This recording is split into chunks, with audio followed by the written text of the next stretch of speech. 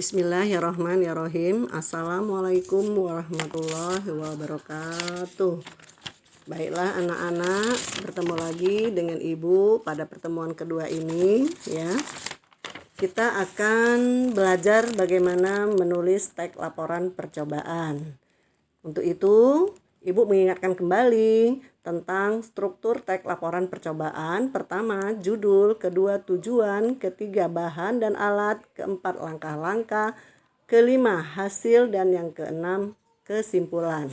Baiklah anak-anak, selanjutnya Ibu akan menjelaskan kembali tahapan dalam menyusun laporan percobaan. Kalian harus mempelajari dan betul-betul mengerti bagaimana langkah-langkah menulis tahapan dalam menyusun laporan percobaan.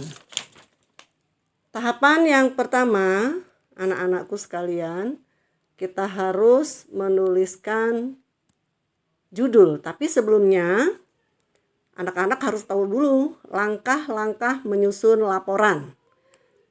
Pertama, harus ditulis format laporan percobaannya, sesuaikan dengan percobaan yang dilakukan. Tulis nama, kelas, tujuan. Tujuan kali ini adalah apa alasan melaksanakan percobaan. Tujuan percobaan ini adalah untuk apa? Nah, jadi percobaan yang dilakukan itu bertujuan apa? Ya, paham ya anak-anak ya? Selanjutnya, judul. Judul pada teks laporan percobaan itu ditulis sesuai dengan percobaan. Menurut Kamus Besar Bahasa Indonesia, judul adalah kepala karangan. Jadi harus menguasai, bukan menguasai ya, tapi harus menggambarkan isi daripada percobaan yang dilakukan. Jadi judul juga harus relevan, harus menarik, harus menggambarkan isi laporan. Selanjutnya tujuan. Tujuan percobaan yang dilakukan.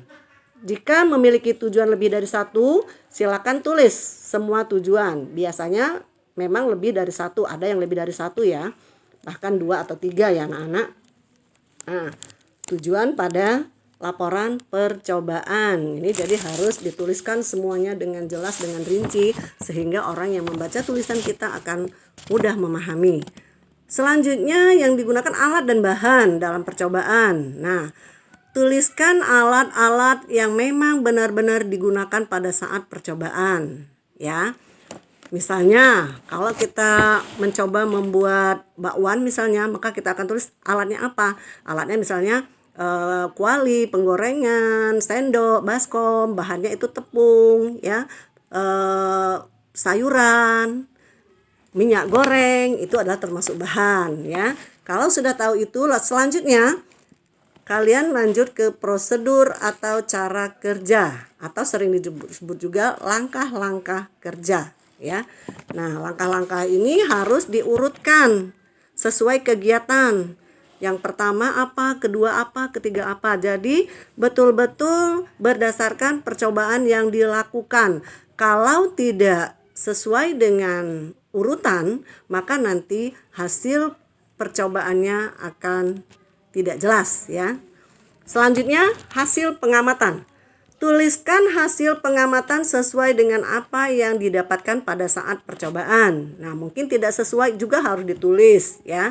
Jadi, hasil ini dari hasil percobaan ya ditulis sesuai atau tidak dengan hipotesis kita pada awal ya. Jadi hasil percobaan inilah yang ingin kita tahu dari kita melakukan percobaan, sehingga nanti kita tahu apa sih hasil yang sebenarnya. Selanjutnya kesimpulan. Pada kesimpulan tuliskan kesimpulan dengan ringkas sesuai dengan tujuan percobaan, apa yang ingin dicapai dalam percobaan itu, itulah kesimpulannya. Nah anak-anak, sampai jumpa lagi pada pertemuan berikutnya. Kalian akan mencoba untuk membuat atau menuliskan bagaimana laporan hasil percobaan, yang tentunya nanti akan Ibu berikan video anak-anak membuat percobaan ya. Terima kasih. Wassalamualaikum warahmatullahi wabarakatuh. Sampai jumpa lagi pada pertemuan berikutnya. Tetap semangat anak-anakku dalam belajar. Semoga sukses. Amin.